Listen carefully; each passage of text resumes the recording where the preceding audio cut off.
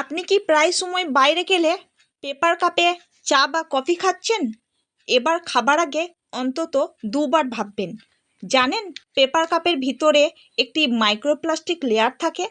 Recent IIT খড়গপুরের একটি গবেষণায় ধরা পড়েছে যে এই পেপার কাপ যদি 15 মিনিট গরম চা বা কফির সংস্পর্শে থাকে, তাহলে তা ছোট ছোট 75,000 টিনি মাইক্রোপ্লাস্টিক কণাতে ভেঙে যায়, যেটা আমরা খালি চোখে দেখতে পাই না।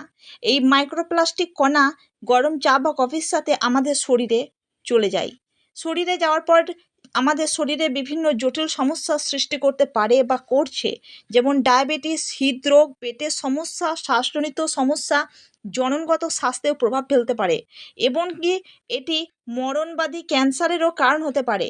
তাই পেপার কাপে চা খাবার আগে এবার অন্তত দুবার ভাববেন। মাটির ভাঁড়ে চা খান